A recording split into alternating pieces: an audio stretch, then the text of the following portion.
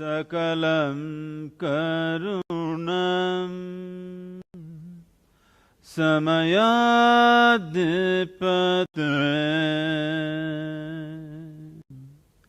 akilam karunam. Good evening. Good evening, everyone. You know, you really need to explain certain things to me today. Some of the things that have been happening here that don't make sense to me. Thank you very much, by the way, for joining us in this conversation. Let's start with the lighter of just something there led by sadhguru and the rest of them. What does that mean?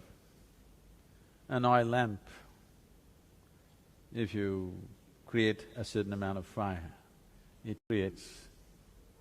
After all, the entire existence, the whole universe, including yourself and myself and everybody else, is just a play of five elements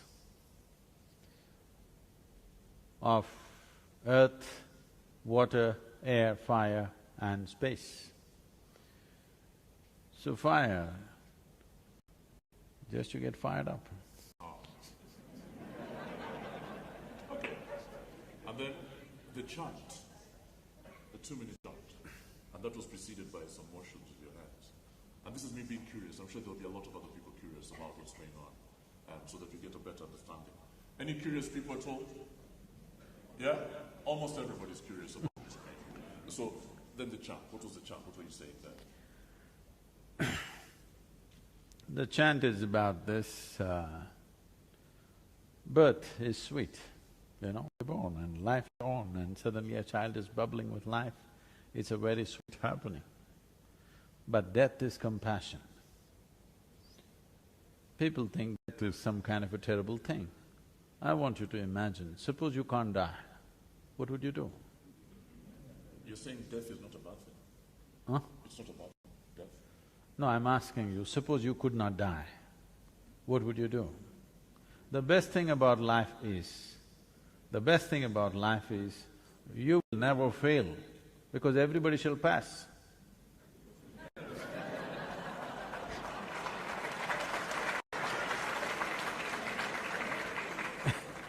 And I needed to get these things out of the way before we begin our conversation because… And the next part of the chant is, we may understand life in so many different ways. Essentially, it's a certain play of time and energy. Time is slipping away. As we sit here, it's slipping away. We may think many things in our minds. Socially, we may think we're doing many things. But as far as this body is concerned, it is making its journey straight to the grave without wavering for a moment. As we sit here, it is moving in that direction. So the only way you can maximize life is by tweaking up your energy levels in a certain way.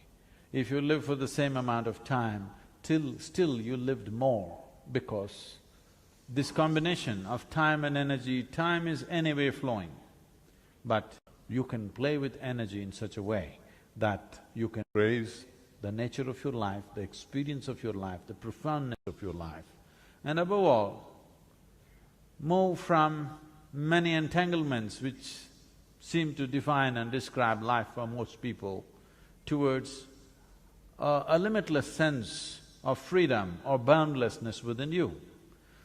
This is not because you are not bound by time, you're still bound by time, but because you have tweaked your energy in a certain way, suddenly you look like you're above that. Interesting.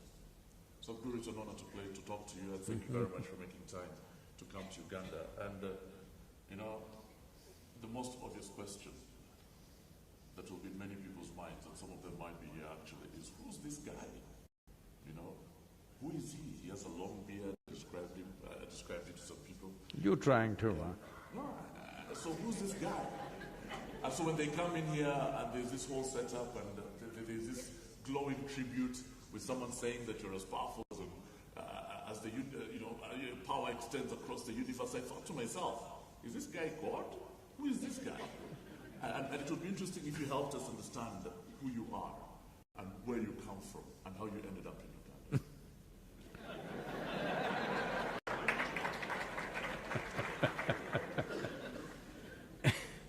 You're asking for a long story. We have time.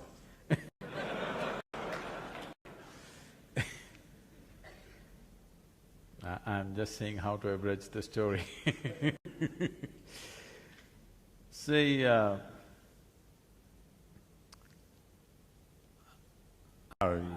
grew up being a super skeptic. Super skeptic. I have a million questions about everything. I did not identify myself with my family, nor the local religion, nor the social structures, nor the political structures, nor even the nationality of where I was born. Because I did not identify myself with anything, though I was involved with everything, I did not belong to anything, which gave me a certain freedom of looking at everything the way it is. Because the moment you get identified with something, you become prejudiced in a certain way. You look at everything from that context. So I had no context, I was just a bursting life. And as I was telling you, restless not because of anything, I was very joyful and peaceful, that was not an issue. Restless because I knew there is something more, but I did not know what that something more is. So it kind of drove me to all kinds of places. I crisscrossed India on my motorcycle, but then, I was probably 19, almost 20 at that time. I went to the Nepalese border. Till then I did not know there is something called a passport. Today a 5-year-old kid would know. I did not know. I've been riding since I'm 11 without license. When I became 18, I got my license and I thought that's my passport to the world. Suddenly they stopped me and asked, "Where's your passport?" I said, "What is that?" They said, "There's something else you need to cross the border." So I came all the way back to South India. Then I decided I'll equip myself with the needed money and whatever the documents needed, and I'm going to ride around the world. So for this I started a business. I thought I'll make some money. Then… What business? Initially I started a farm, then I got into construction, then I got into brick making, and in about 5 years' time I became very successful. I had my hands on about half a dozen businesses. For those days I was very successful by those standards. So everybody's clapping their hands and saying, "You're doing great." So I'm in this kind of state where I'm cocky and when everything is working your way, the planets don't go around the sun, they go around you. So all the planets were spinning around me and everybody's saying, "You're great." So I'm going on like this. One afternoon, between two business meetings, please if you can keep your cameras down, please, it'll be posted on the YouTube. You can download it, okay? Don't waste your time, be with me. One afternoon, between two business meetings, I had nothing much to do, so I come from a town called Mysore. Are people familiar with Mysore? Mysore city? Almost everybody, this is… So, there's a small hill in Mysore called Chamandi Hill. The culture and the tradition of the time, especially for the youth, was if we want to test our motorcycles, we went up Chamandi Hill. If we want to party, we went up Chamandi Hill. To party? Yeah. You used to party? Right now I'm always in a party. Can't you see? So, if you fall in love, you got to go up Chamandi Hill. If you fall out, you must go up Chamandi Hill. How many times? How many times did you make that trip? And if you have nothing to do, you have to go up Chamandi Hill.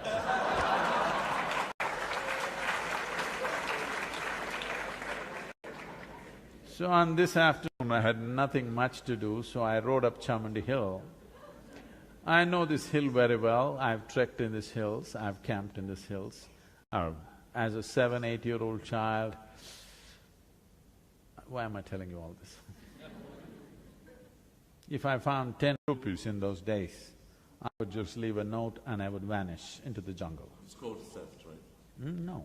Broken yourself to it. Oh no, it was given to me. If I had 10 rupees, I'm gone. And from the age of 7, I earned my own pocket money right through. Never borrowed, never took any money from my parents, so don't worry about theft. The thing is, I went off into the hills. If I had enough food for 4 days, I'm gone for 4 days. They're searching all over, police complaints, looking all over the town. One thing they don't know is I'm in the jungle. Doing what? Oh, I walked around, familiarized myself with every other life. I caught a bunch of snakes, I caught all kinds of insects. I was learning life, paying attention to all kinds of life. There's more life in the jungle than in a Kampala, you know. More variety, I mean, and more numbers too.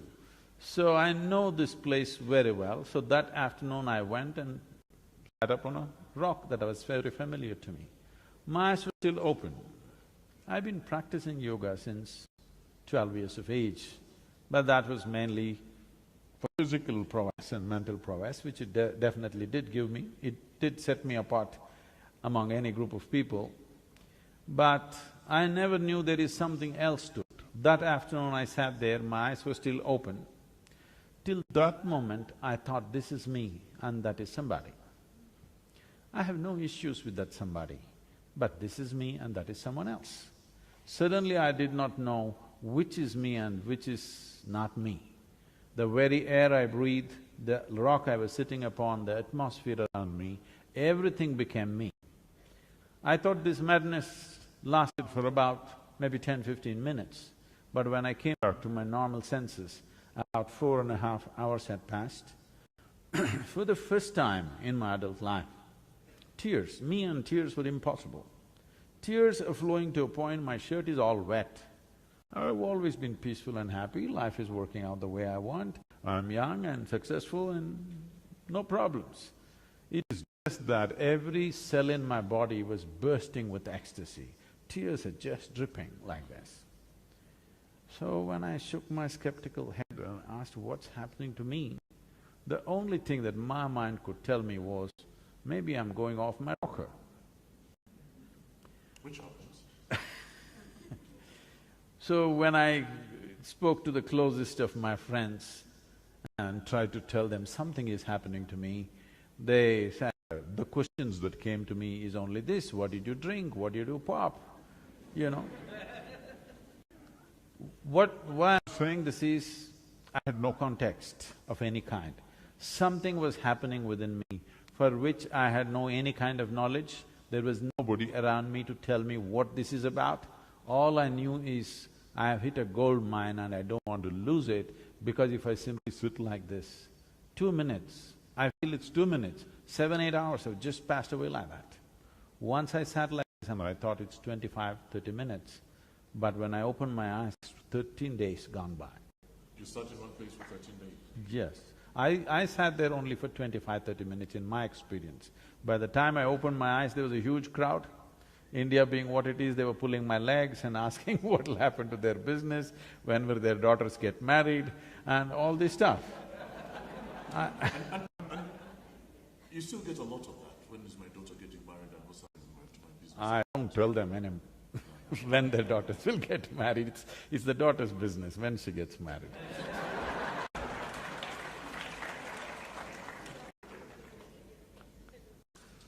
And then that's an interesting story. It begins there, ends up in Uganda now. You're sitting down. Hey, I'm not ending up here. You're not. So we are in Uganda at the moment. Yeah. Why Uganda? How did you end up here? Okay, you say you're not ending up here, I understand that. But why Uganda?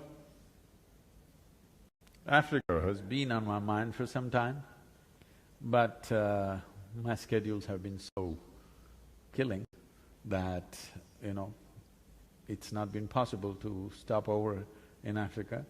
So when we thought which country, or when people started inviting us here, I always go everywhere by invitation, so the invitations here were strong. The Ambassador of India and the Mehta family and many others who have done programs, all the business magnates here, they all did their inner engineering some time ago because some of our teachers came here and taught programs.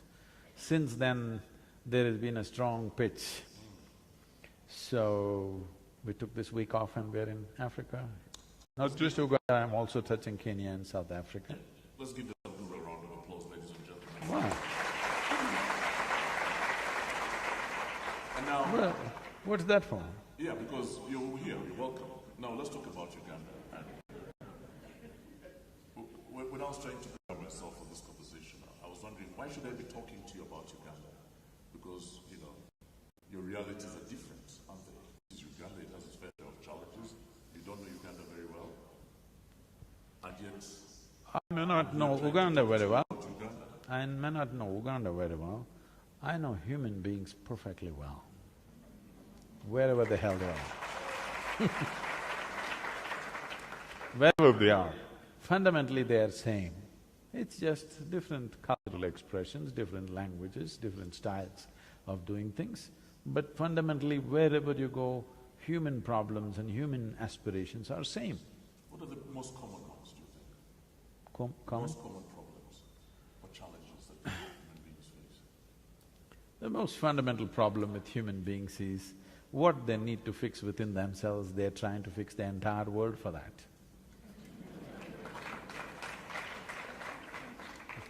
This is happening everywhere.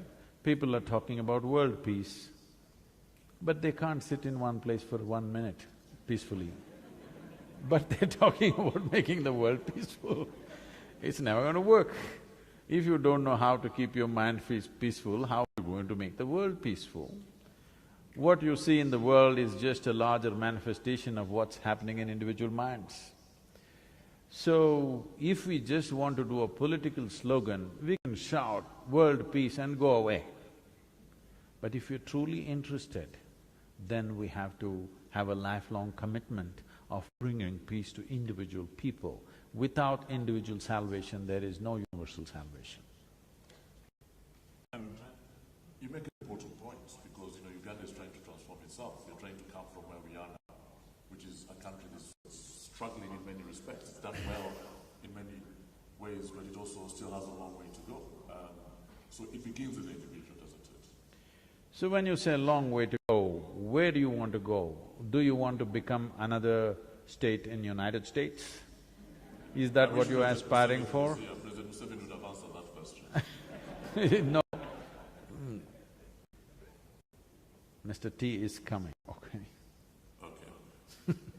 So, what I'm saying is, it's very important when I look at a country like this, which is naturally so beautiful, nature has been immensely kind to you. You don't know what it means to live in harsh conditions of nature. This is a beautiful, beautiful country. I know if you go by… Right now the world is on a madness of everything bigger. Bigger home, bigger car, bigger this, bigger that. Instead of all this, everything making bigger, I think in Uganda you should think how to have a bigger lake. A bigger lake? Bigger lake. That's more Because if you have all these other things bigger, your lake will shrink. This has happened. In India, we are beginning to suffer this seriously. In 1947, when we got independence, how much per capita potable water we had? Today we have only 18% of that. They're saying by 2025 we will have only 7%.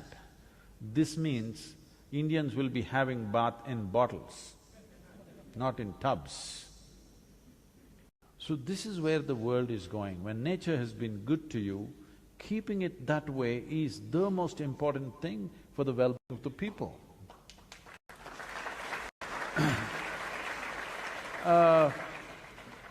If the thing is for the human beings, if they're well-nourished and there is a beautiful atmosphere around them and their aspirations are tailored according to the nature of what's happening around them, it's better than to go the way America has gone, because I want you to understand, those aspirations and those standards were set up when they believed 5% of the people will rob the 95% of the people to create the comforts and conveniences that they have.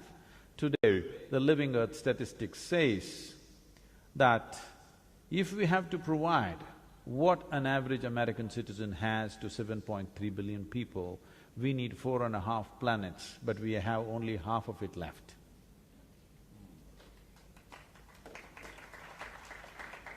And as a result of that, you say that we need to make things smaller. I don't want to be like Sudhir. I want to have a big house. I want to own Munyonyo. I want to be able to send my children to the best schools possible. How do I do that while maintaining the balance that you're talking about? So this is why in the world, if we really want to be giving a world to the next generation of people, or we want to hand over a ruin to next generation of people, this is something we have to make up our minds, because this is one of the most important responsibilities we have as a generation of people. That is, see, first of all, we need to understand, we are just baton carriers. We are just a small pop-up on this planet and we will pop out, okay?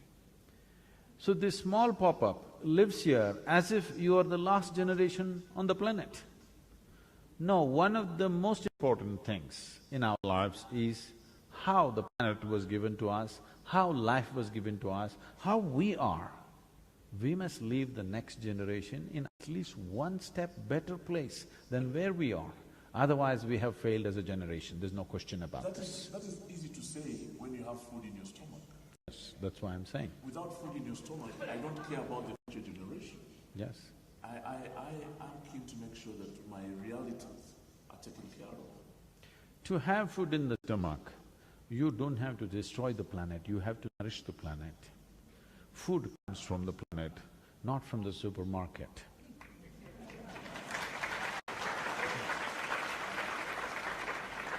So, to feed the population on this planet, the way I see the soil and the atmosphere and the climate the way it is, I'm telling you, this East Africa can be the bread basket for the entire world, because 12 months of a year you can grow crops here.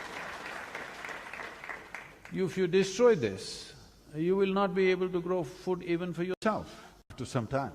This is happening seriously in India. We have a 12,000-year history of agriculture in South India. This is probably not known to most people. 12,000 years of agriculture. Certain communities have been farming the same land for over 8,000–10,000 years. But today, in one generation, the soil condition is becoming in such a way, there's an alarming situation that in 15–20 years' time, we may not be able to grow anything because the animals have been removed, chemicals have been pumped in, machines are roaring all the time. Machines don't replenish the soil. It takes animals, it takes plants, it takes trees to replenish the soil. So, who we are, the very body that you carry is just soil, isn't it? Hello? You must get it from me now, otherwise one day you will anyway get it from the maggots and it'll be too late.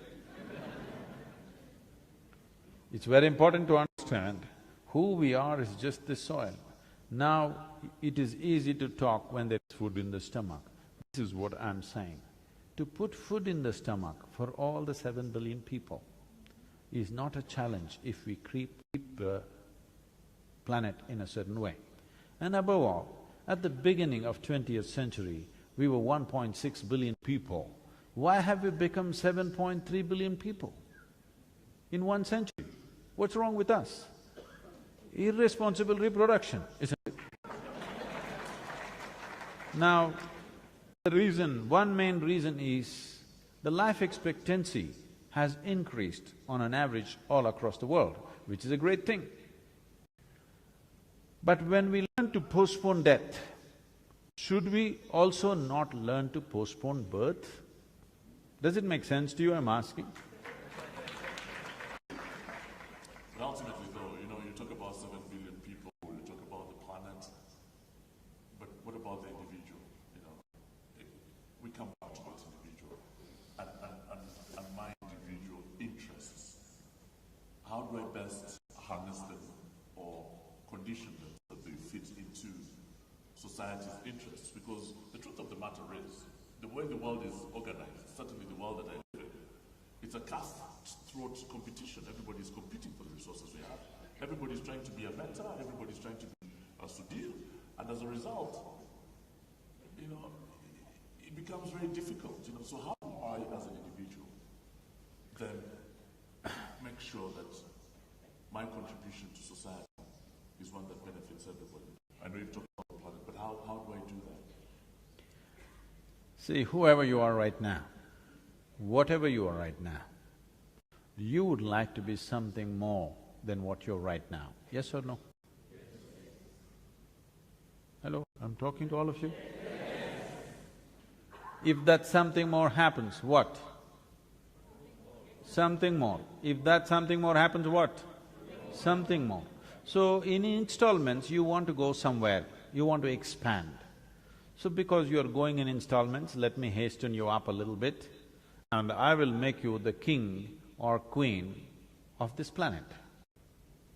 Don't look at me hopefully. Do I look like someone who will commit such a blunder? If I make you the king or queen of this planet, will you be fulfilled, I'm asking you? You will look at the stars. So there is something within a human being which is longing to expand. Because right now, you're so limited in your identity, with your biology, with your physicality. Because of this, you're trying to expand physically. Physical expansion means, if it finds a very basic physical, biological expression, this is called sexuality. If you find an emotional expression, this will be called love. What all these things mean is, something that is not you, you're trying to make it a part of yourself. If it's a physical process, it's called sexuality. If it's an emotional process, it's called love. If it's a mental process, it gets labeled as greed or ambition or conquest or simply shopping. These are all different ways to make something which is not a part of you, part of yourself in some way. But if it finds a conscious expression, it's called yoga. That's why we are here, sir. Yoga, and in that you say that the body is the ultimate form of technology. Now that's next, but right now, your identity is so much with your physicality, you're trying to expand physically. Because you're trying to expand physically, you will see it doesn't matter. If you get the solar system in your hands, you will not be fulfilled. If you get a galaxy, you will look for other galaxies. Because what a human being is looking for is not more. When you pointed out these people and said, I want to be like this, you're talking about how can I have more. What you're looking for is not more, you want all. If you want all, physical is not the way, isn't it?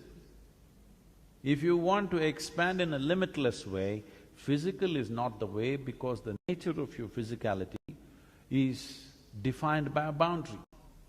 We can call this physical body only because it has a boundary. If you remove all these boundaries, it is no more a physical thing. Physicality is always defined by a boundary, but there is something within you longing to become boundless. This longing to become boundless is being misunderstood as longing to have more. More is not what it's looking for. This life is looking for a limitless expansion.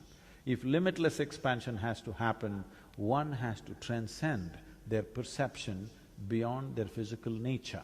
If your perception rises beyond physical nature, then we use this horribly corrupted word, spiritual. And we shall come to spiritual elements a bit later. Right now though, let's talk about politics. It's an interesting subject. The politics of a country, the politics of a country like Uganda, Is politics a good thing? See, when we say politics, what we are talking about, how to govern a nation. Or what we are talking about is how to make the lives of larger mass of people who are around us. That's the ideal description. That is the fundamental. How it is conducted today is another matter. That is because of variety of things. Because we chose democracy. Once you say this is a democratic nation, what this means is any one of you tomorrow could become the leader of this nation. That's what it means. Don't be so hopeless. Yes. Someone who used to think that. In Indian languages, democracy is described as Jananayakam. What this means is, people are the leaders. That's what it means. Well, right now we have a prime minister in our country proving this, that a tea seller can become the prime minister of a nation.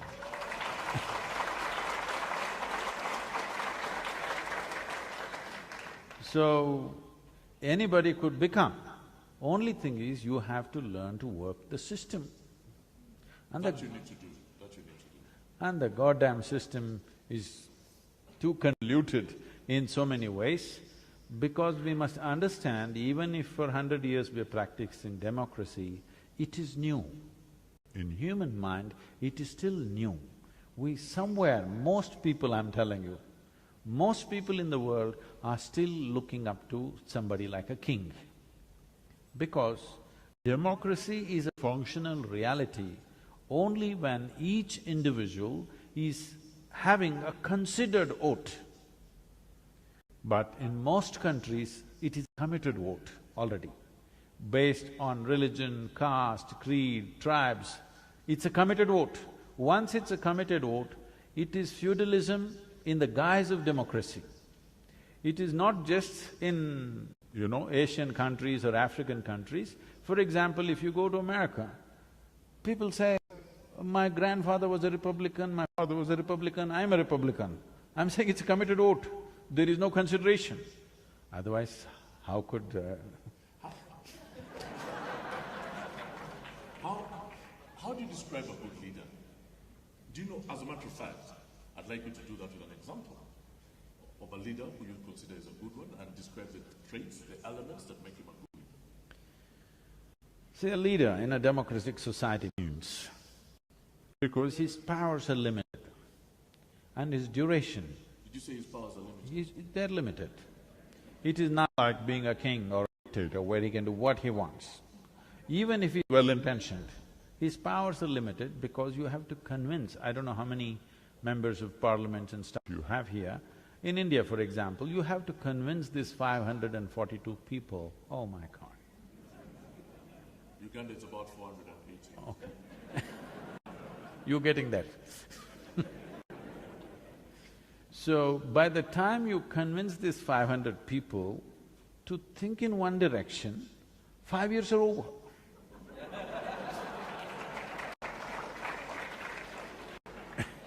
So, democracy is a limited amount of power and you have to convince everybody. Should be able to inspire the population to rise above their personal needs and work for the national need, which is not simple. It's a very complex process. And in a democratic process, for a leader to come to that place, the very process of democracy is such, it's an obligatory process. By the time he reaches there, he or she reaches there, they're so super obligated to various, people who supported them. When they come there, they are supposed to take care of all these people. That's what is called corruption by other people. They're just paying back. Is corruption a bad thing? Is corruption bad? Corruption essentially means, for me, that your self-interest has risen above the larger interest for which you're standing up. That's what most politicians do. Their self-interest rises above the interest of the whole. I think that would be a very unfair judgment on all politicians. It's not a good thing to say. I know a whole lot of them are like that, but not all. Fortunately, fortunately not all. I'll accept that. But so corruption, some say it's a system of rule, others say it's an accelerator, others say it's not a bad thing, it's redistribution of wealth. What do you think it is? There are other ways to redistribute wealth, but what has happened is, let me talk about corruption in India because I don't know what variety you have here.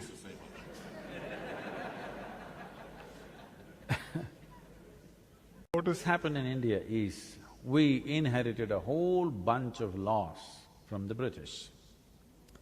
And they were all so ambiguously made, probably by intent. When I look at many of those things, these are intentionally ambiguous, so that if I want to pick you up, I can anyway pick you up for some reason or no reason. Because the law is so ambiguous, whichever way you walk on the street, you're committing a crime. Okay? It's designed in such a way, if I want to fix you, there is some law, because you're not doing anything, that's a crime, you're doing something, that's a crime. Somewhere there is some law for every citizen is committing some crime. It's the same here. So the laws are so ambiguous. Particularly, I've been talking to the lawmakers about the business laws. The laws are so ambiguous, without corrupt people, business won't happen. If you stop all the corruption tomorrow morning in India, half the business will stop or more will stop, because these corrupt people are facilitating things, unfortunately. Because the laws are ambiguous, nobody understands. I meet the topmost corporate lawyer in India, and I was discussing something with him and I asked him, do you really understand this law? He said, Sadhguru, no. That's like Uganda. He said, don't tell anybody, but I have no clue. All I know is my client comes, he tells me what he wants, I will argue for that powerfully in the court, that's all. I'll tell you how it works in Uganda. You call them up at night and you talk to them individually and you address their individual needs. And one way of doing it could be to help them with a project that they're working on, or to pay off a loan to Crane Bank,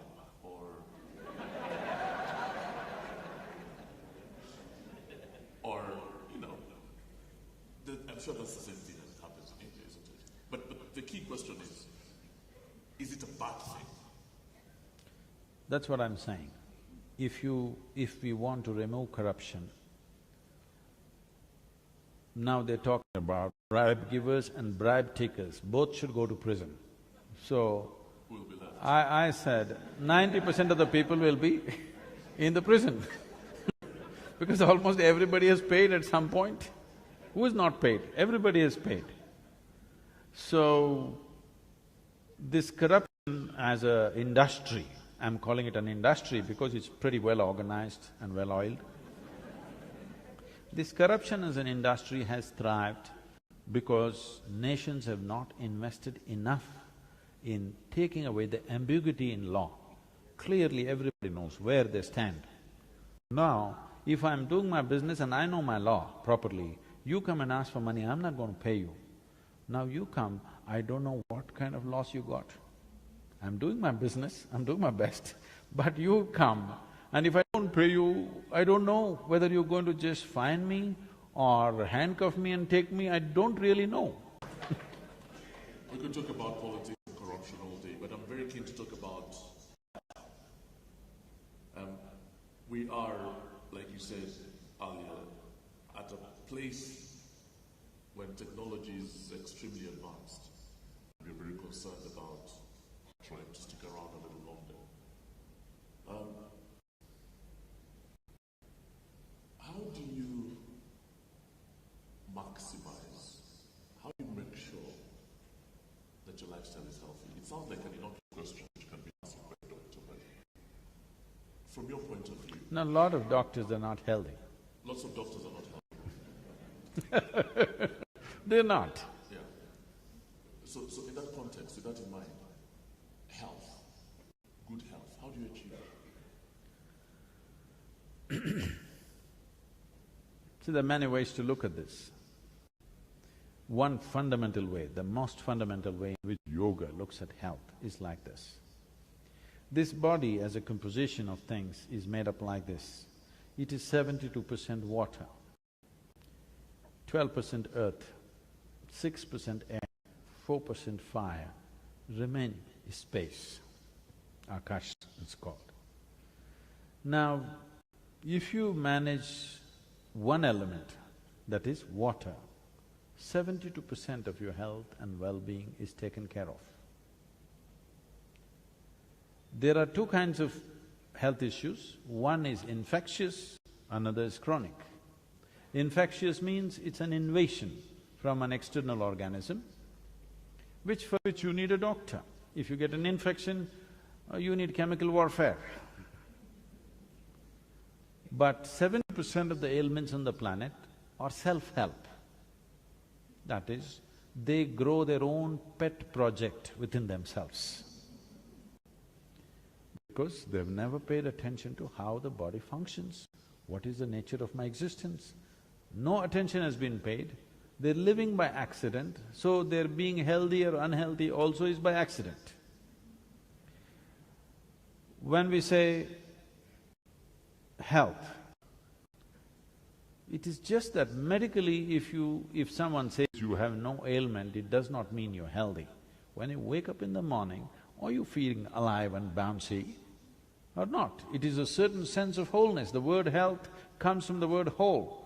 You must have a certain sense of wholeness of body, mind, energy and the fundamental nature of your existence. If all these things are in alignment, now when you wake up in the morning, you feel like you're just born. If this happens to you, that means you're healthy. You may not be medically certified healthy, unhealthy, but still you may not be healthy because this is not health. Health means there is a certain sense of wholeness. All ingredients have fallen together properly and it's alive. If this has to happen, one thing is, there is a most fundamental process in yogic system called as bhuta shuddhi. That is, you start taking charge of the elements within the system. If you control the elements in the system, if you master the elements in the system, health is not even an issue. I can show you thousands of people who walked out of their chronic ailments without any treatment. We don't give them any treatment, just align your system in a certain way, this settles. Another way of looking at health is question of alignment.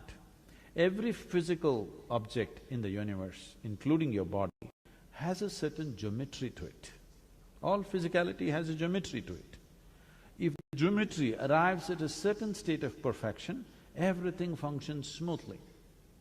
If the geometry is little disaligned, everything becomes frictious. So what people are learning in the form of physical forms of yoga is not exercise, it is not stretching, it is not about having abs. It is about understanding the geometry of your existence. Today there is a theory in the scientific community which is called as the constructional theory. What they're trying to say is the design, the fundamental design of the atom and the cosmos is essentially same.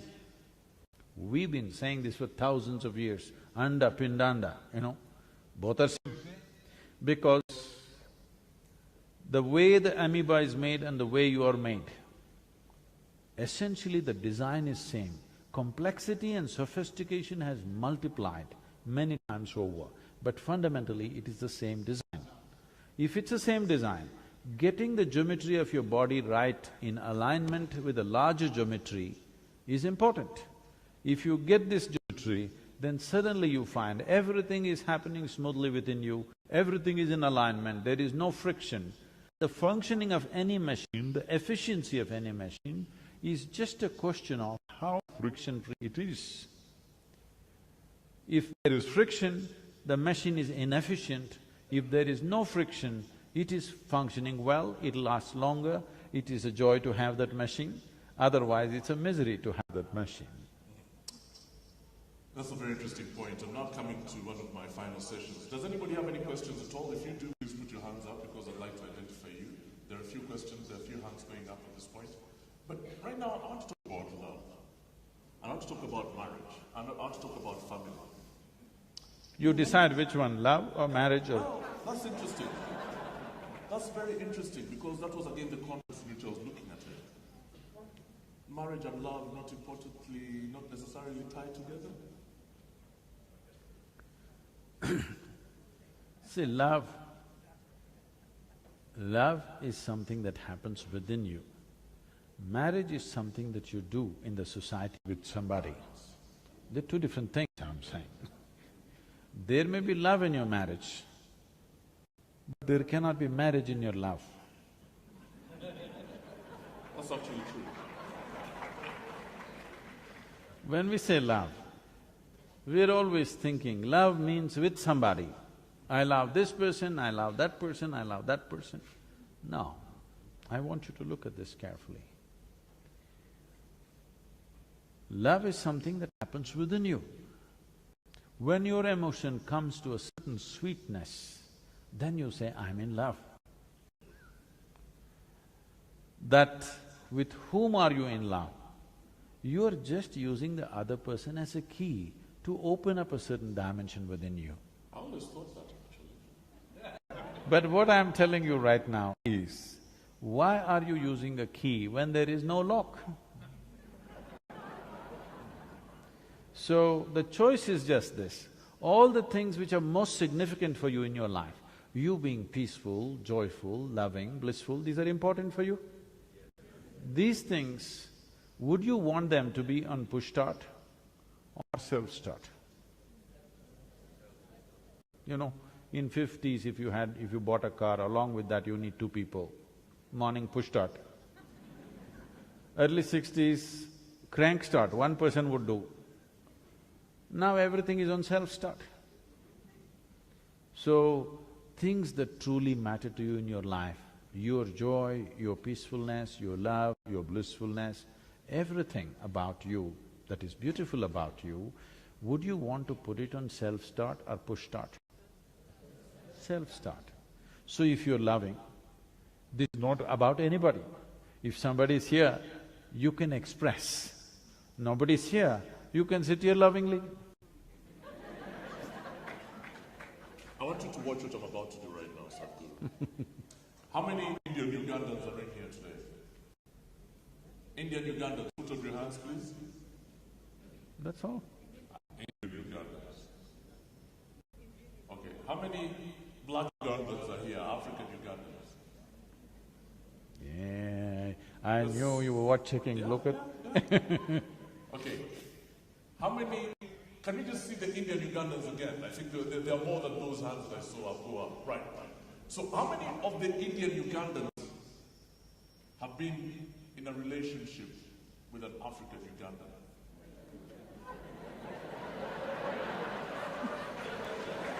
Hi, this is not a confession. Can I see a show of hands? There is one here. No, the thing about Indians is they will never confess such things in public.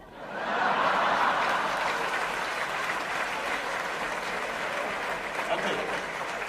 In that case, then let me rephrase my question. How many Indian Ugandans here know an Indian Ugandan that has been in some sort of relationship with an African Ugandan? Okay, so there are more hands going up. How many black Ugandans or African Ugandans have been in a relationship with an Indian Ugandan? And there's such a small percentage, 0.01%. Where find an Indian and fall in love? My point is, Sadhguru, and I need to report to you this, I need to report this to you. Indians just don't let us near their daughters. That is not just for Ugandans, they won't let even Indians get close to their daughters.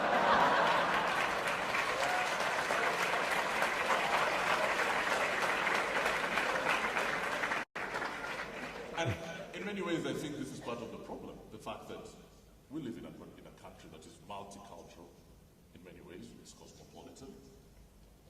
But that element of social integration doesn't take place. Social integration need not mean sexual integration. Well…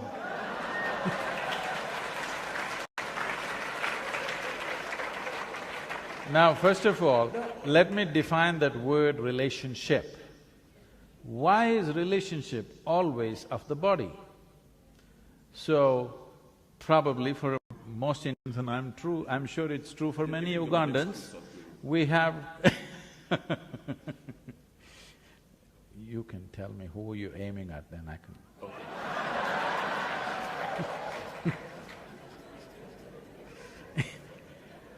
Let's redefine the word relationship. Unfortunately, everybody has picked on the word relationship as it is said in the American B-grade movies, okay?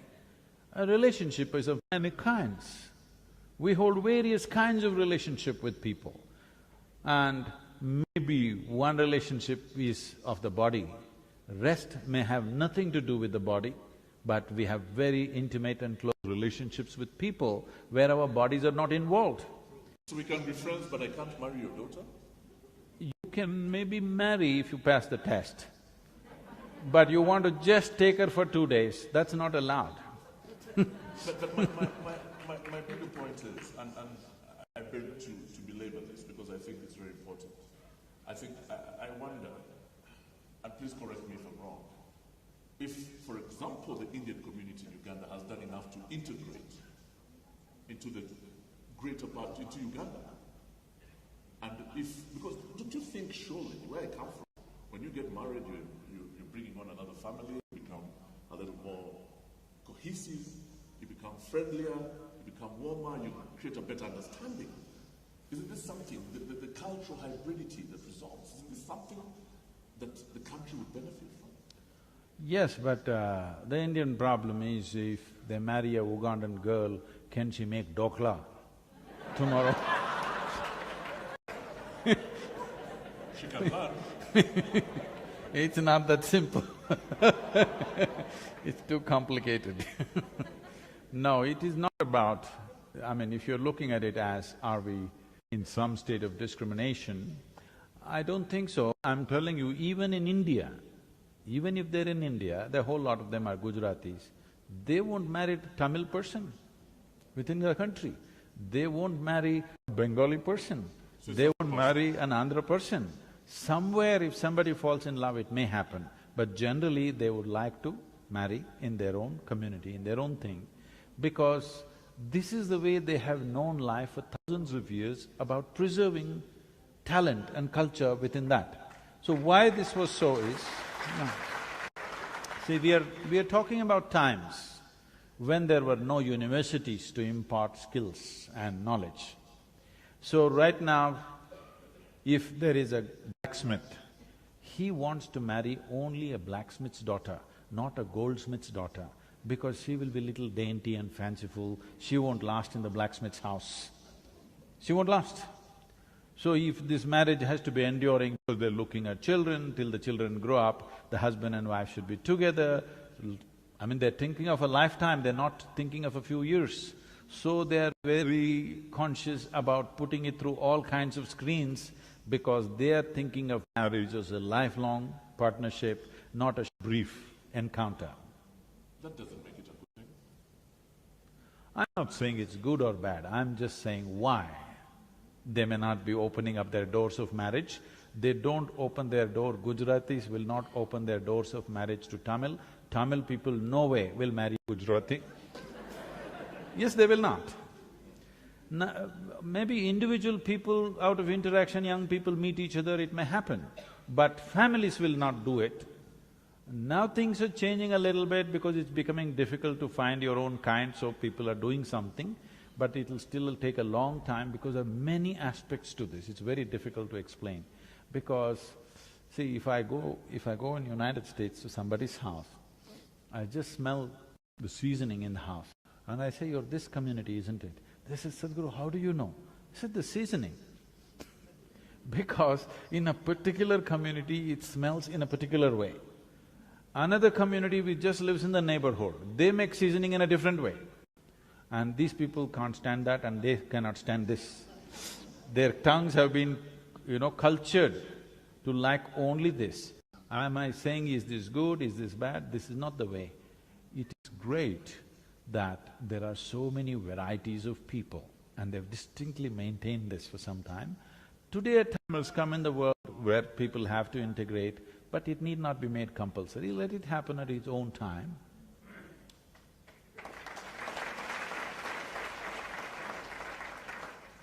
I've stopped chasing her now. I'm going to ask you one of my last questions. I'll open up to the floor, and if you have questions, please put it up. Put up your hands and we'll come to you. You know what my favorite quote of yours is?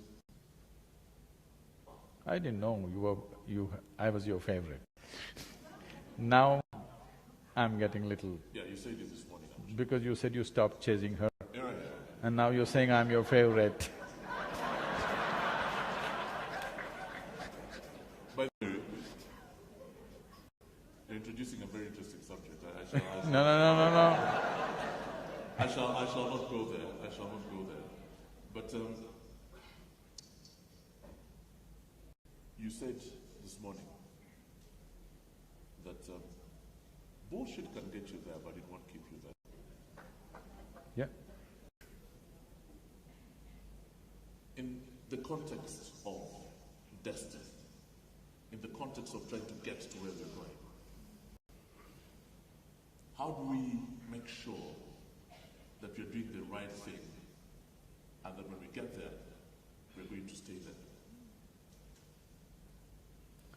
And I must explain that statement by following a story, and there was a story behind it. It wasn't just an independent statement. Say, when we say destiny, when we say life, life is in the way you experience it, not in the content of life. It is in the context of life, the way it happens within you. You may be sitting under a tree and blissed out. You may be sitting in a palace and be depressed. Possible or no? So the quality of life and the destiny of your life is the way it happens within you. What the world throws at you is not always your choice. It is a consequence of times in which we exist. But whatever it throws at you, what you make out of it is essentially you. This is your destiny, that it does not matter what the world throws at you. You know how to make it a good thing for yourself and everybody around you. This is taking charge of your destiny. Destiny need not necessarily mean all the physical situations that I dreamed of happened, but my experience of life happens the way I want it. This means I am in charge of my destiny. Well, here a whole lot of people have been sharing their stories with me that in this country they prospered at one time and they had to leave the country for 8–10 years and then they came back. That's what I was telling them. If somebody was asked to leave, many people would hang from the trees, not being able to take it. But people went wherever they went and they came back and recreated what they had. A whole lot of them, maybe many of them lost it. But what I'm saying is, what they created physically is not the thing. I must tell you a story. You okay for a mythological story? Recently, I was talking to a large group of school children in a small town in Andhra Pradesh, which was a strange thing for me. I was wondering whether they will understand English, but they were all highly perked up. There were over 5,000 children, and I was speaking to them. Then one little girl stands up, a 14-year-old girl. Well, I'm sorry, I shouldn't call her a little girl because she doesn't think she's little.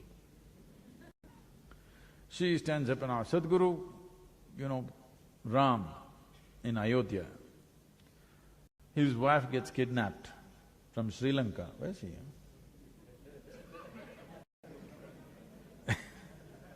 Why are you pointing at Mr. Kannada? Because he's Sri Lankan, he kidnapped. Oh.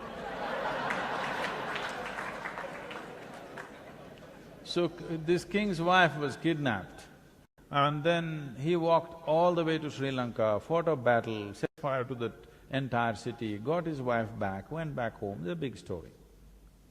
So this little girl asked, Sadhguru, is it practical for a man to walk from northern India to Sri Lanka? Is this just a story or is this real? Then I look at her and say, see, you're still a little girl. One day you will get a man of your own. When you get this man, suppose you got lost somewhere, would you want a man who will walk all the way or who will think this is not practical and find solution in the neighborhood? Well, she knows she wants a man who will walk all the way. That she knows. Now, if you know, many of them are Ram worshippers, they worship Ram. If you look at Ram's life, it's a continuous disaster.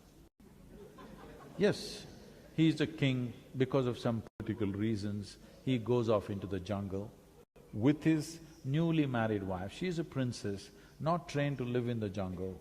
Seeing their plight, his brother, leaves his wife and children and travels with him to support him in the jungle. It's a disaster. I know you might have seen some movie where Sita doing that in the forest. No, you do one thing, just by yourself you go and live in a forest for 3 months. You will see what will happen to you. It's another game altogether. So then she's there and this guy comes and kidnaps her and takes her to Sri Lanka. And then he goes, fights the battle, brings her back, again some political situation, she is pregnant. And at that time he again takes her and leaves her in the jungle all by herself. And no sonogram, so he doesn't know whether it's a boy or a girl or boys or girls. She delivers twins, 2 boys, he doesn't know. Children grow up in the jungle, then unknowingly he fights a battle with his own children. He could have easily killed his own children, it was very close. Suppose unknowingly you killed your own children. Do you need a bigger disaster in your life, I'm asking? The worst kind of disaster, isn't it? It almost happened, fortunately he could not kill them. But then she died in the jungle, he never ever got to see her again. This is not a success story, but they worship him, not because he's a big success on the outside. No matter what happened, he did not lose his balance, he did not become resentful, he did not become hateful, he did not become angry, he did not lose his composure. No matter what life threw at him, he maintained who he is. So this is what we call as destiny. His destiny is totally in his hands. Life can do whatever, but he will do only what he has to do. This is taking charge of your destiny. Thank you very much, and right now I'd like to open up. As a culture, they all learn to bow down to that quality, not just success in the world. He is a big success as a human being within himself. For that we are bowing down. I'm opening up the floor now to questions. I'm going to start with the gentleman over there. Could you just put your hands up if you'd like to ask questions? Quite a few hands going up. Let's start with you, sir. If you can stand up and introduce yourself. Well, my name is Old Man of the Clan. I am told that you are a guru of yoga. I would like to know from you, what animal is yoga? What? What animal? Annie? Animal is yoga. What is yoga? Oh. And how can it be useful? Why should an old man like me care about it? And No, I didn't get that part of the… What animal is yoga? What is yoga, basically? Okay. first Oh, I'm okay. asking, what is yoga? Okay, all right. And why should I care about it? What is its value? I'm seriously ignorant about it. The second question is, what is the purpose of life? How do I know that purpose? How do I pursue it? How do I find it and how do I live it? Thank you.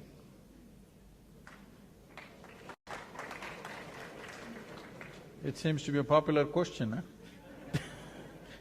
His name is Andrew Mwenda, not the one. Huh? His name is Andrew Mwenda. Is Andrew. Andrew. Yes. Okay. Andrew, when when you ask what is yoga. I'm sorry, initially I missed that animal part. I get it. What is this yoga? First let me tell you, this is the only practice on the planet which has lived for over 15,000 years without any papacy, without any authority enforcing it on anybody. Never in the history of this yogic culture has it so happened somebody put a sword to your throat and said, you do yoga, otherwise you're dead. No such thing ever happened. Out of sheer efficacy, because it works, it's lived. Today over 2 billion people are doing some form of yoga. What is it? Many ways to look at it. I would like to explore two different ways so that it brings some clarity to you. One thing is, you agree with me that this human mechanism, which you call as myself right now, do you agree with me that this is the most sophisticated technology on the planet? Do you? I'm just asking you, such a complex technology you have with you, have you read the user's manual? So one dimension of yoga is to explore the user's manual which is written into the system, so that you know how to explore the full depth and dimension of what this life is about. If you explore the full depth and dimension of what this life is about, this second question, what is the purpose, would be very easily answered. Or in other words, to simplify your question, what you're asking is, what is the nature of my existence? Because you are certain that you exist, but you do not know the nature of your existence. If you think one way, you become one way. If you think another way, you become another way. If you feel one way, you become one way. You feel another way, tomorrow you become another way. Because what is human is not defined. If you had come as any other creature, we know what is a earthworm, we know what is a grasshopper, we know what is a tiger, we know what is a lion, but we don't know what is a human being, isn't it? Being human beings, you don't know what is a human being because nature has left a certain freedom for you. With every other creature, nature has drawn two lines within which they have to live and die. For the human being, there is only a bottom line, there is no top line. This means there is a limitless possibility of exploration. When we talk limitlessness, definitely we must leave the physical behind, isn't it? Because physicality is the dimension of the limited. Physicality is always of boundaries. When we utter the word limitless, we must understand we want to transcend physical nature. What is the purpose? Suppose right now, all of you, I'm asking you, if you're feeling really ecstatic, would you ask, what is the purpose of life? No. It's becoming a little burdensome, it's a little drag when you get up in the morning, what the hell am I doing here, kind of feeling. Now it comes up, what is the purpose? Your idea of a purpose is you want a meaning. I want you to understand, meanings are a psychological problem. You want to find a meaning. There is no meaning anywhere in the existence. But meanings are important for your intellect. If you keep your intellect aside, there is no meaning to anything. The existence is simply on. What is the meaning of it? There is no meaning. This is just an intellectual pursuit. Right now, because of the nature of your education, the only dimension of intelligence that you're exploring is intellect. Intellect is like a scalpel. Whatever you give to your intellect, it will dissect. Right now, the very question that you're asking is to dissect. What is the meaning of life? What is the purpose of life means we must dissect this life and see why this life, why am I here, what should I do, where should I go? This is simply because right now, life is not being experienced. Most human beings have become a bundle of thoughts, emotions, ideas, opinions and prejudices. These are all your making, this is not life. This is your making. Your psychological drama has overtaken the existential drama. Creation, such a magnificent creation, but right now your psychological drama has overtaken the creation itself. Today, sun came up on time. Hello? So what? No, I must tell you this. Some time ago, a year or a little more than that, I was flying a helicopter in United States and it was a good day weather-wise, so we took off the doors and we were flying an open helicopter. Well, every aviator knows for every 1,000 feet that you go up, how much temperature and stuff. But we just went up there, suddenly a cloud cover, we hit a cold front. The temperature dropped dramatically where, even to hold the controls it became difficult, so we decided to come down. As we were coming down, we were just discussing, suppose tomorrow sun doesn't come up, what happens? Oh, we thought maybe in 3 months this will happen, 6 months that will happen. We came down and did a bit of research and we found if sun does not come up tomorrow morning, in 18 hours' time, almost everything that you know as life will be gone except certain microbes deep in the earth, almost everything will be frozen and gone. So sun came up today morning, I want to hear appropriate noises, Yeah, it's not a small thing but sun came up on time, planet is spinning on time, the entire galaxy is going on without any accidents. Everything in this cosmos today is going great. But you have one little nasty little thought crawling in your head and it's a bad day.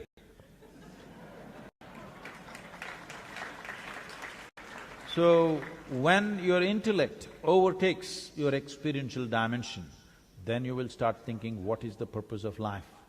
Because life is a purpose unto itself. If you experience this life in its fullness, right now your psychological drama is hijacking life. Most of the time you're thinking about life, not living life. I want you to go back to the greatest experience in your life, whatever was the most exhilarating experience in your life. Suppose right now you were in that moment, would you ask me, what is the purpose of life? The moment you ask this question, immediately people will come up with these God-given purposes that everybody has. The moment whenever I have seen, whenever someone says, God told me this, you can be very sure a disaster is unfolding. Yes, whenever people spoke these words, disasters were unfolding around them. So, I want you to just look at this. First of all, this convoluted idea has been taught to human beings that existence is human-centric. No, this solar system is a speck in this cosmos. Tomorrow morning if this speck vanishes, nobody will miss it, believe me. In this tiny speck of a solar system, planet Earth is a microspeck. In that microspeck, Kampala is a super microspeck. In that you are a big man. Now, this is not a simple problem. Right. Thank you very much for that. Any more questions? Any more questions? Let me take the question from the lady here. We need to tell him about the animal, the zoo of yoga. Yes, the zoo of yoga. Yeah. Another dimension of yoga is this. As you sit here, this is me, that's you, distinctly clear, isn't it? No confusion between you and the person sitting next to you. 100% it's clear, this is me, this is somebody else. But you are inhaling and exhaling. What you exhale, somebody may be inhaling, what they exhale, you are inhaling. At least what you exhale, the trees are inhaling, what the trees exhale, you are inhaling. If you stop this transaction because you thought you're too much of a solid state, this is the end of you. This is not just in respiration. This is happening even in your subatomic particle level, that there is a transaction going on with the entire existence. I want you to just look at the reality we are in. We are sitting on a planet, round in shape, that's on the equator, we are sitting like this, you know. Suppose you got your high school globe to your house and sit on it, you will be sitting like this. It's an odd way to sit, on the equator. At least you must migrate to North Pole, where you could sit firmly. You're sitting like this and the damn planet is spinning, and in the middle of nowhere, you don't know where it begins, where it ends. Here we are sitting here and thinking, what is the purpose of life? Now, who you are right now, it's like this. Let me give you an analogy. As school children, when you were children, you might have blown soap bubbles. Did you? Andrew? Soap bubble, huh? Did you blow soap bubbles? That's okay. So, when you blew a bubble, this was your bubble, this was somebody's bubble, distinctly there. But when it burst, what was the major content of this bubble? The air within. Where is my air and where is your air? There is no such thing. Even now there is no such thing. You are just imagining that this is me, that is you. Till you're buried, it looks like you won't understand. If you understand right now, your life will transform. If you get it at that time, it's a bit too late. Okay. Yoga means to obliterate the boundaries of your individuality. As you sit here, if you can obliterate the boundaries of your individuality and begin to experience everything as myself or myself as everything. Suppose you sat here in this hall and experienced all the people in this hall as you experience the 10 fingers on your hand. Because I want you to understand, whatever the content of this body was not you some time ago, it's just the food that you've eaten. It is the soil which has become food, it is the food which has become flesh. It was not you yesterday, today it is you. So what is not you, you are able to make it yourself simply because you include it into the boundaries of your sensations. So yoga means to be able to expand these boundaries in such a way that if you sit here, you experience the entire universe as yourself. If you sit here and experience the entire universe as myself, then we say you are in yoga, not doing yoga. Then you are a yogi. So this is the purpose of yoga, because not that this is something that we've invented. This is the way life is happening. Life is not happening as individual. This is one big cosmic life. You can blow your own soap bubble and have a sense of individuality. The magnanimity of creation is such, though you are a puny little nothing, it gives you a great sense of individuality for a period of time. So enjoy that, but don't get lost in it, because that is not your nature. Right now you've blown a bubble, enjoy the bubble, but you must know this air is constantly in moment. If it is not in moment, it'll suffocate. So yoga means to consciously obliterate this. As I was telling you, whether it's sexuality or love or ambition or conquest or yoga, essentially the goal is same. In some way, you want to make this bigger than what it is. But if it becomes bigger, it wants to become bigger.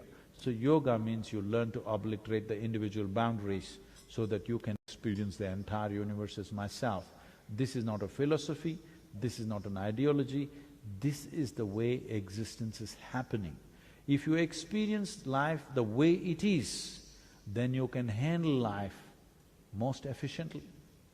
If you do not experience it the way it is, but you have your own psychological drama which tells you something else, then with the simplest things people are confused.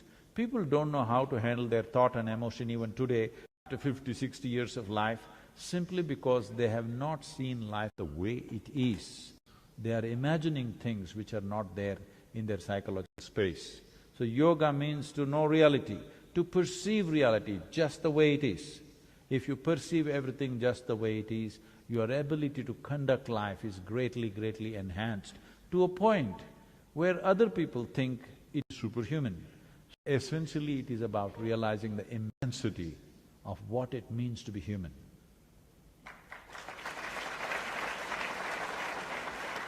I'm sorry. We still have a few minutes left. There are very many hands going up at the moment. So let's keep going. Can I see the hands up again, please? Lots of hands. Mukesh, would you like to ask a question?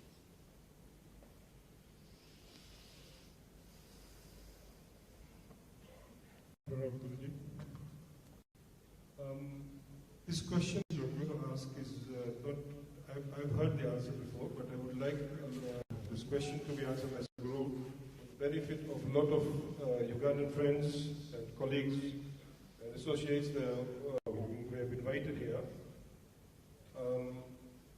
Because during the time of passing invitations, many of them point blank declined. So this is, yoga is to do with Hinduism. So Sadhguru, if you can please explain, is yoga specific to a belief system or a particular religion? Thank you. A friend of mine actually told me when I invited him over that I'm a follower of Christ, so I can't come. So that's an important question that Mukesh is asking. So, for the followers of Christ, let me say something. He said many things, or today people say he said many things, but some things we are sure he said, rest of it we don't know. On the way there are entrepreneurs, you know. But the important thing about his life is, he talked about taking people to another dimension of life, which he referred to as Kingdom of God. Everybody thought it's up there. People gathered, let me say, people gathered. When enough people gathered, he turned around and said, the Kingdom of God is within you. Whoever says that, he's a yogi. Jesus Christ was a yogi? I am not saying anything, I am saying whoever says the ultimate nature of the existence is within you, is a yogi. That's what yoga means. So, what he said, what he did not say, I have not made a study of it, I do not know, but people have been telling me this is what he said. If he said this, he must be a yogi, because unless you're in that experience of inclusiveness, you wouldn't say that. He definitely did not read a yoga text, he must have experienced. I was gonna say that, yeah, maybe he didn't read it. He did not read that. It is from an inner experience that he's saying it's within you. If he says it's within you, this means he's a yogi. So what kind of a yogi he is? Well, he's Middle Eastern, so he's of a certain kind, he speaks the language of the time and the area. Whoever came anytime, in India, thousands of yogis came. The reason why thousands came is, this land developed a certain discipline that if somebody talks about dimensions beyond our experience, we should never persecute them. This discipline they brought into the culture. Because of this, every generation produced thousands of enlightened beings, everybody saying their own thing in their own way, but ultimately talking about the same reality. But in this part of the world or wherever he came, he stood out because generally persecution was the way. Apart from organized religion, if anything else was said, he would be dead. That's a normal thing. Well, it happened to him also, anyway. It happened to him also, a horrible way of ending his life. Even today, I see when I go to certain countries, I'm not abusing anybody, I'm just asking a few questions.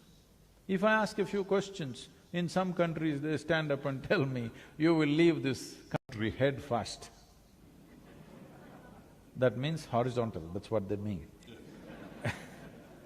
I tell them, everywhere I go, I always go head first. You also should learn this, head first.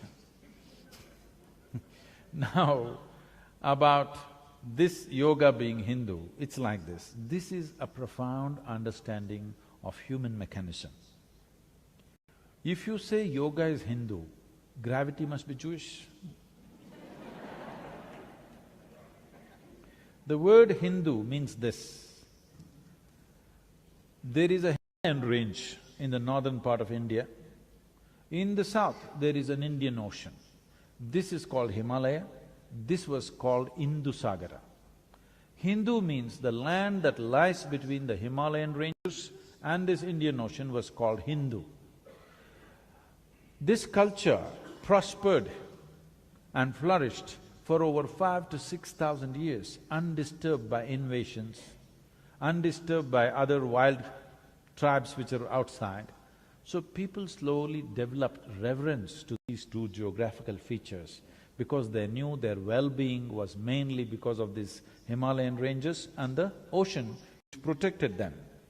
So they called the land Hindu to start with, later on they called themselves Hindu. So anything that's born in this land, because it's a geographical identity, an earthworm born in that land is a Hindu earthworm. This is not a religious identity, this is a geographical identity. Like right now, a lion born in Africa is called an African lion. So why is an earthworm born in India not a Hindu earthworm?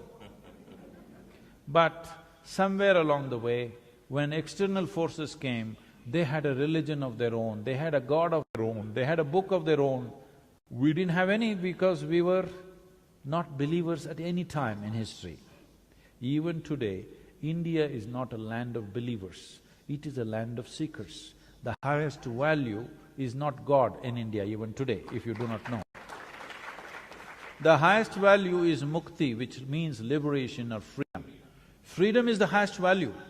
God has never been the highest value. We know the technologies of God-making. We made 33 million gods and goddesses.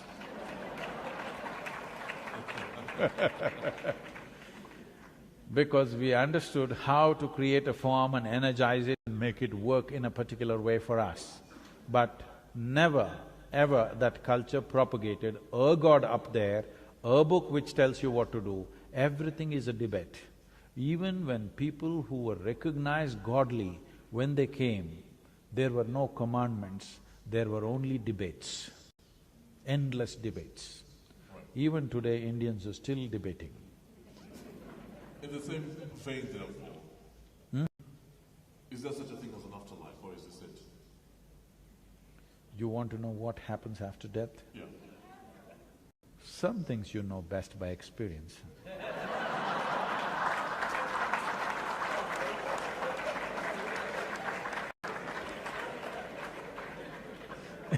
So you want me to go faster and find out? No. The thing is, everybody wants to know what happens after death. But actually what they're asking is, what is the nature of my existence? I'm here right now, but I know one day people who were here before me, they died and poof, they vanished. What happened? So what will happen to me? What you're saying is, what is the nature of my existence? Will my existence end with this body, or will something else happen? Will I go to some place? Will the accommodations be good there? How is the climate? All these things. See, if you want to know the nature of your existence, this is the best time to know, isn't it? You're here, alive, with an active intelligence. This is the best time to explore. Another dimension of yoga is this, not by dogma, not by theory, not by belief, but by systems of exploration. Is this true that your body that you have right now, you gathered it over a period of time? Hello? Whatever you gather, you can claim it is mine. But if you say it's me, you kind of lost it, isn't it? Hello? Understand what I'm saying? See, right now, I say this glass is my glass. Then you will think, oh, Sadhguru has some problem. But let's listen some more. Everybody says he's wise. After some time I say, this is me. Then you will say, let's go. Because this amounts to madness. But right now there is water here, if I drink it, it does become a part of me, isn't it? This is how you gathered whatever number of kilograms you have right now with you. Yes or no? This entire body was gathered from outside. The content of the mind and the content of the body you gathered from outside. This is a heap of food, this is a heap of impressions. What you gather can be yours, can never ever be you. So there must be something beyond this body, beyond this mind. Don't assume. Why don't you explore? How can you live here without knowing the nature of your existence? You want to know what happens after death? Don't you want to know right now what's the nature of your existence? You must know. If you don't know, you will be eternally confused human being. Thank you. Yes. Any more questions, please? Yes, let's have the lady here ask a question. Anybody at the back? Okay, and then I'll come, let's move to the back of the room next. Pranam, Sadhguruji, I've just got a question here. Okay, can we have the lady here first, please? Yes. Thank you so much. Namaste, Sadhguru. Right. I think there are very many microphones going around at the moment. Okay. The lady here, and then we'll come.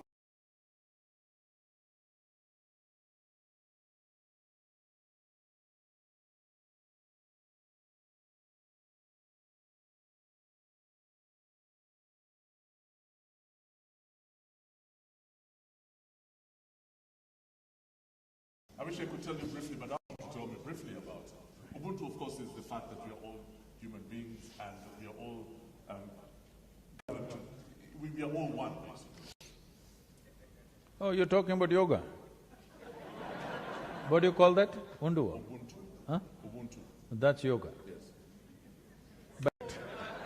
But the difference may be, in yoga, we have systems and methods through which we can experience, we can bring you to an experience of undu, the methodology. But right now you may have a philosophy of oneness, but you don't have a method. The thing is to teach a scientific process through which you can come to that state of what you call as Ubuntu. Guruji, how Ubuntu has been explained to me is essentially, I am who I am because of who we all are. So I'm a reflection of Alan and Alan is a reflection of… Oh, no, no, no. Not to look at No, I wouldn't take that seriously. So Guruji, can we take it to Vasudeva Kutumbakam somehow? No. Between Ubuntu and Vasudeva Kutumbakam, do you think there is See, any commonality? do not try to reduce everything into your slogan. This is a dangerous process. Yes, but the interconnectedness of humans. Thank you very much. Before you answer that question, can I have the lady that stood up and then the gentleman, please? I'd like to have as many female voices in here. And then, yeah, what's your name and what's your question? Okay, so Namaste, Sadhguru. My name is Rochelle Patanda, and I'm a storyteller. You talked about the body's ability to heal itself, and I heard this question in mind. It's about the Kundalini. Now, can you ignite the Kundalini to heal the healthy body of diseases? And would you encourage somebody with really complicated illnesses, like heart disease, to ignite their Kundalini to heal themselves? Thank you. Are you Ugandan? Yes, I'm Ugandan. I'm of Engo clan. She's a Muganda, she's from my tribe. But what she just talked about, I have no idea about.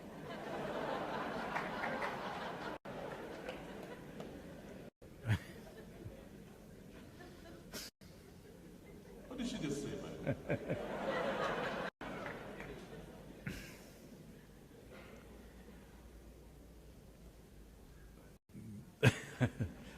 This is… the thing is, the Indian languages have an elaborate vocabulary to describe different dimensions that function within you. The English language has phenomenal vocabulary to describe the outside, but when it comes to the inside, it's very poor. But the Indian languages, particularly Sanskrit, she's picked up one word from that, it has an elaborate… Huh? The word exists. Yes. So, Kundalini means a certain… Right now I am speaking, this is Kundalini, the energy behind this is Kundalini. You are listening, that is also Kundalini. A dog is barking, that is also Kundalini. A flower is blossoming, that is also Kundalini. Or in other words, That energy which makes everything happen in the physical creation is called Kundalini. So what they're right now referring to is, there is an entire system called Kundalini Yoga to maximize this energy. Because generally in most human beings, to eat, sleep, reproduce and die, a minuscule of this energy is active means it's good enough.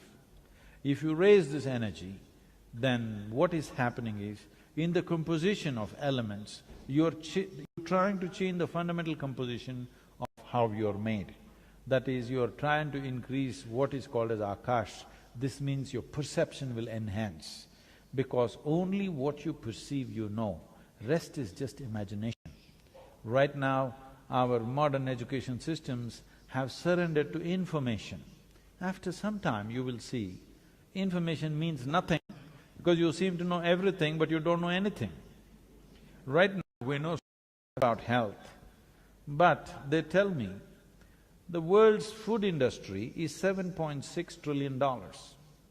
The world's pharmaceutical industry is $7.2 trillion. They're saying by the end of 2017, the pharmaceutical industry will overtake the food industry. That means we'll be eating more medicine than food on this planet, and we are healthy. We know so much about health, but we don't know how to be healthy.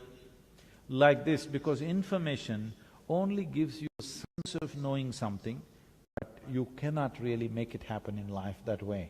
It is okay with material things, but when it comes to life, information doesn't take you anywhere. Probably your grandmother lived with much more life sense than with all the intellect and education that most people have today. Simply because there was life sense, everything was by experience. So Kundalini, when we talk about it, we are trying to raise the energy. Now can it heal ailments and this? We must understand this much. This entire body was created from within, right? Whatever I hear you eat a lot of bananas, but by eating all the bananas, you didn't go bananas, you became human, all right?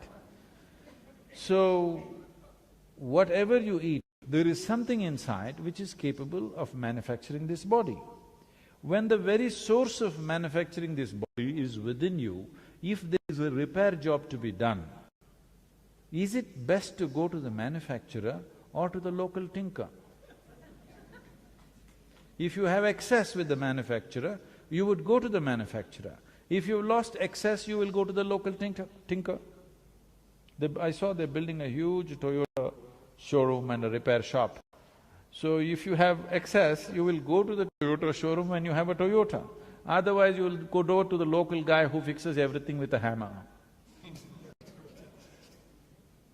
And, you know, that's just one type of yoga, isn't it?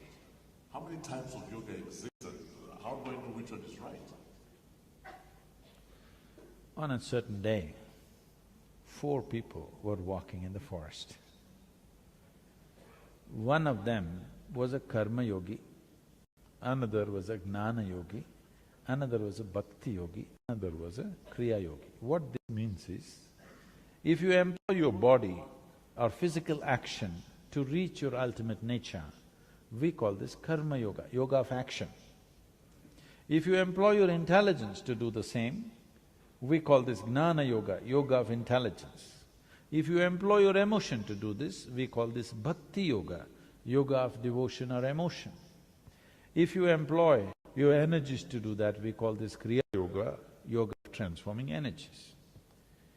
So these 4 men were walking together. Usually these 4 people will be never found together because they cannot get along. Because a man with the yoga of intelligence has a very sharp intellect. Those who have a sharp intellect can't stand devotional people. Have you seen this?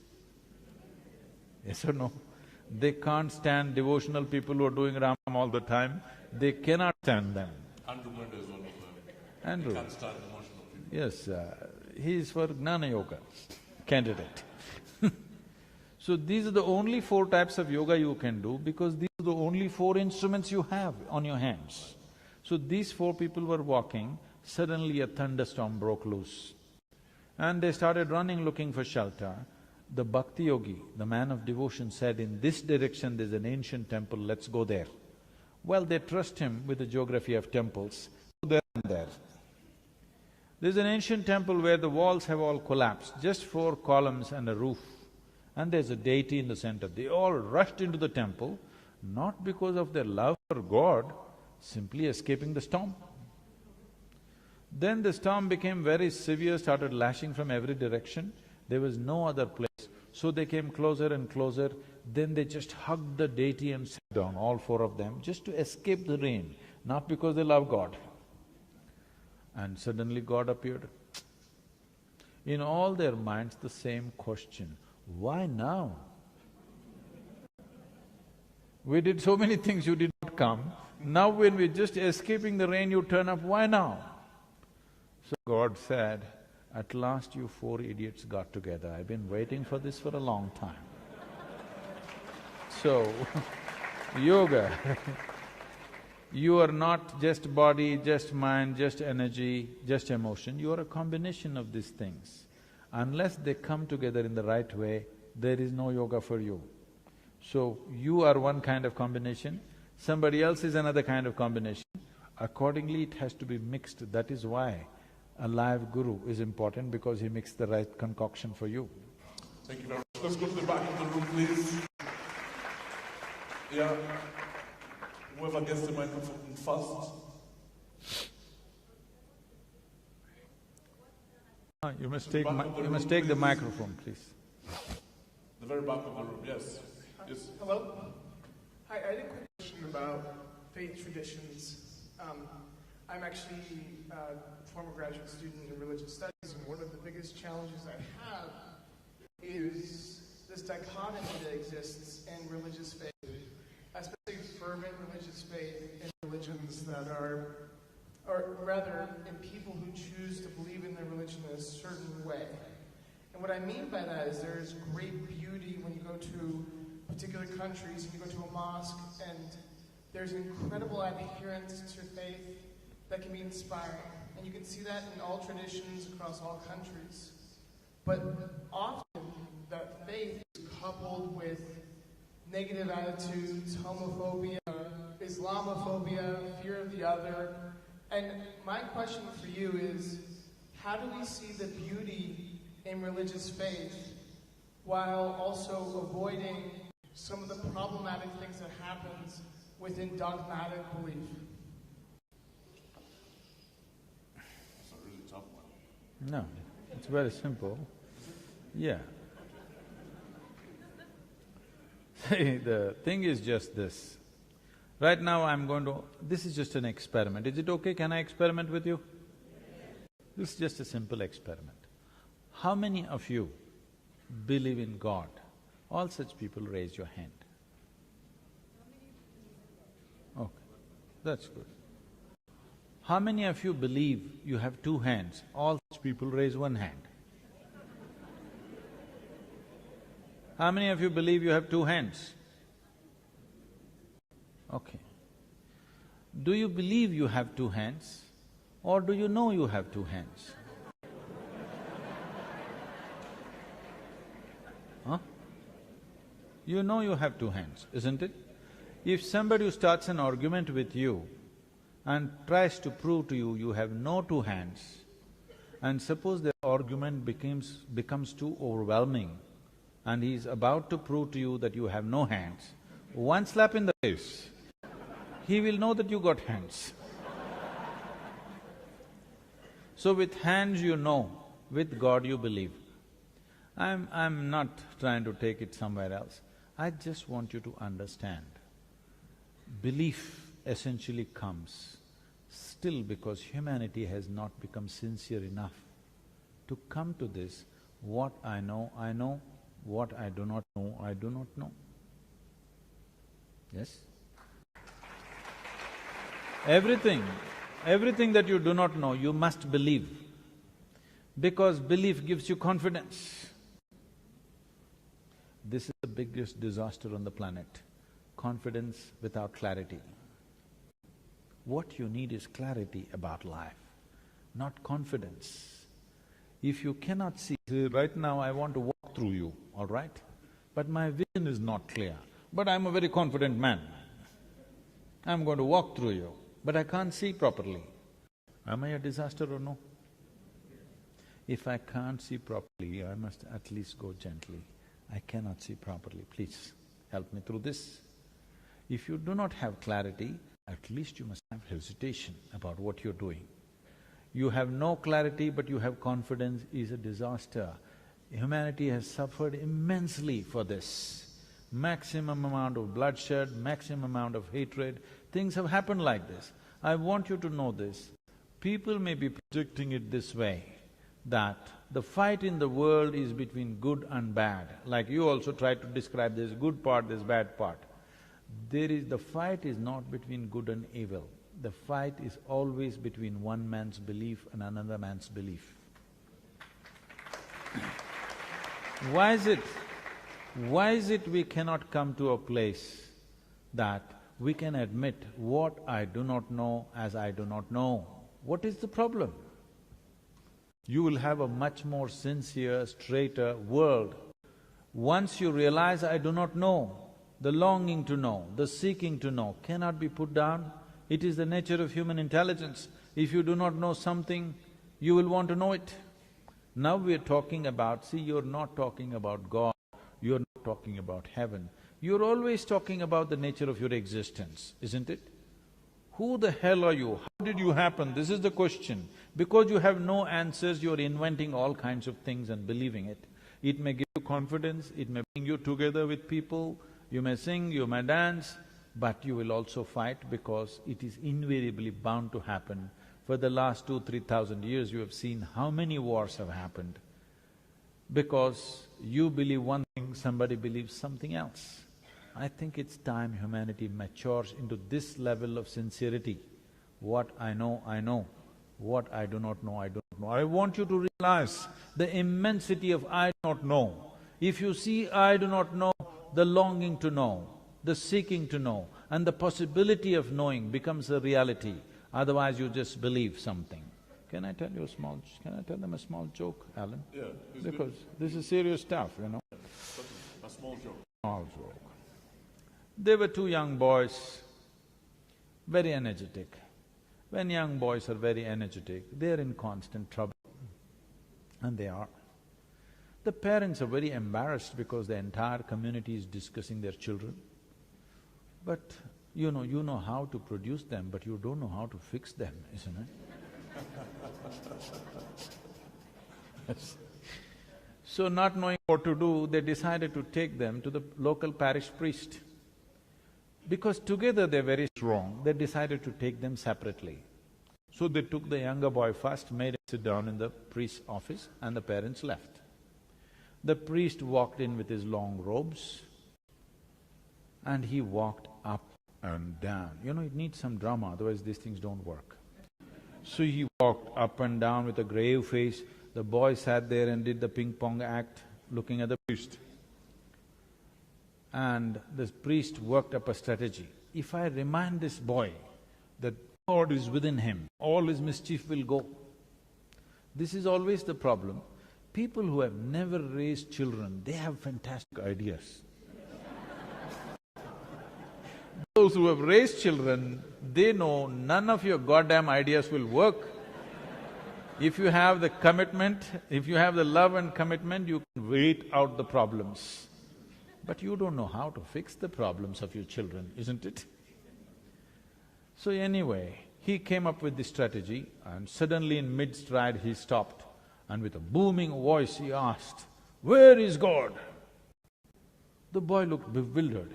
He looked all over because he must be somewhere in the priest's office. Then the priest saw he's not getting the point. Then he leaned on the table, pointing at the little boy. He's giving him a clue, God is within you. "Where is God?" The boy looked even more bewildered and looked under the table.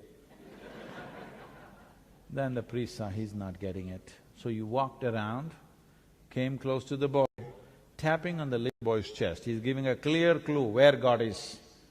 Tapping on on his chest, he asked, "Where is God?"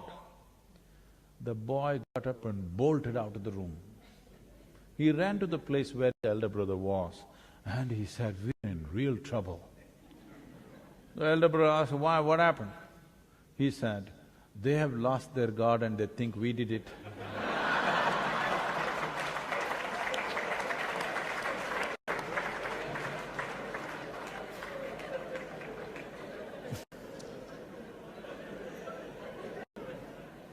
I'd like to take a few more questions, but we're pressed for time.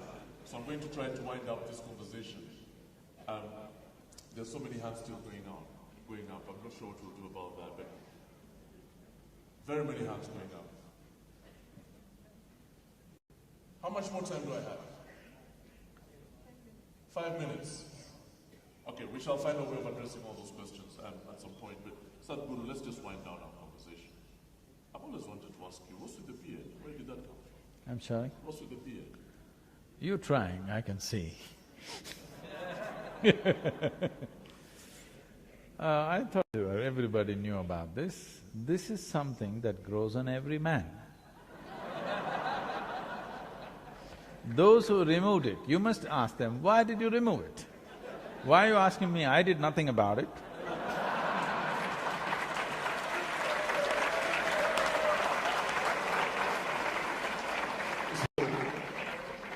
You just did shave that. I just didn't do anything about it. Right. Because I thought everything that's given to me, particularly around my head, has a specific purpose. So I should grow my beard as well? You can try. You're trying, I can see. Okay, that answers that. So when you're not trying, you're No, quite… I can say something further on that. Yes. See, if you ask people why they have cut this, left that, whatever, all the distortions they have done, why if you ask them, they said, "This is my fashion." All right? So, it is not about fashion, it is essentially wherever there is no pain in your body, this is what you do.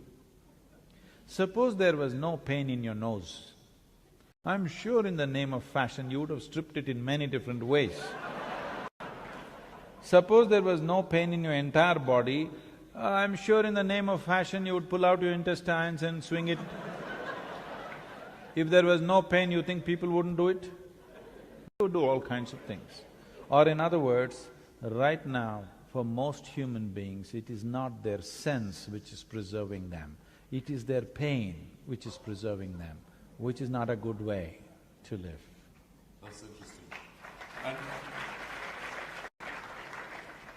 when you're not offering this amazing wisdom and insight, you're riding motorbikes and riding fast cars. What's the fastest you've ever driven by? 342. 342 kilometers an hour. What were you trying to do? Kill yourself? No. I'm not a foolish driver, I'm a good driver. And I know that you love Indian classical music. What other music do you listen to? Do you listen to Lady Gaga, hip-hop, or… There was a time when rock and roll was everything. My parents were steeped in classical music, but we hated it, the children, me and my brother. We would turn up rock and roll at full volume, just so that this classical music by accident doesn't enter my ear and pollute me, okay? This is how I was. But it happened to me, I became meditative over a period of time. One day I was on my motorcycle, it was in the Mysore University, this was such a distinct and powerful experience for me. And I was just riding. I heard a powerful sound, some musical instrument that I can't recognize. It just gripped me like that and just drew me. It's not like I decided to go there. I just went, there's an open-air theater, I just rode up that place and I parked there and I just looked. And somebody was playing, today I know it is a Rudraveena. It's played in a very mild, slow way. It's not like dang, dang, dang. It's like dong, dong, it's going… This sound just gripped me from within. I just sat there on my motorcycle, tears were coming out of my eyes, just the sound was just destabilizing everything inside me. It just shook me through and through. From that day, suddenly my ear for classical music just evolved into a big possibility, and today we are one of the major music festivals in India happens in the yoga center. The rock and roll was important because it moves your body and boom, boom, boom. But once you become still within you, suddenly this classical music, when I say classical, the Indian classical music is made in such a way, if you listen to it carefully, you will see your body will become still and erect. You will see people unknowingly will sit like this, I must tell you this. This is about 10 years ago when we first started this school, homeschool. I went there, all these 6.5-year-old children, in the morning assembly I went there to see them. They're all like this, like this, like this, like this. I said, why are these kids like broken tops? And I thought what to do with them. I just taught them the 7 notes. Sari, Gama, Pada, Nisa, these 7 notes. 12 minutes a day. I'll tell you, after a month and a half I go there, they're all sitting like this, unmoving. That's the impact it has on the system. A proper arrangement of sounds, because sound is a reverberation. Today modern science is proving to you, everything in the existence is just a reverberation of energy. Your idea of physicality is a myth. If you get the sounds right, you can make it coincide with who you are, you can make it relate to the larger reality. This is called as Nada Yoga. That means coming to your state of union within yourself just by using sounds. So, the music has this. When you're young, you like something that moves your body, so it was rock and roll, now you're saying it's hip-hop. And finally, when it's all said and done, how do you want to be remembered? I want everybody to be so blissed out that they wouldn't care to remember me. Miserable people always remember. Joyful people may have things in memory, but it's not such a big thing. So, if people are always saying Sadhguru, Sadhguru, this means they're not still complete. I want every one of them to be so complete that I'm unemployed and they don't have to remember me. It's a good thing. Ladies and gentlemen, the Sadhguru, a round of applause.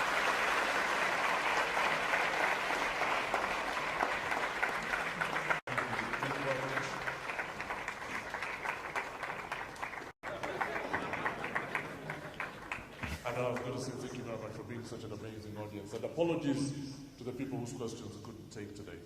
And the Sadhguru will be conducting, will give you a little more information in a few moments about how one can interact with the Sadhguru. Again, my name is Alankasuja, and thank you very much.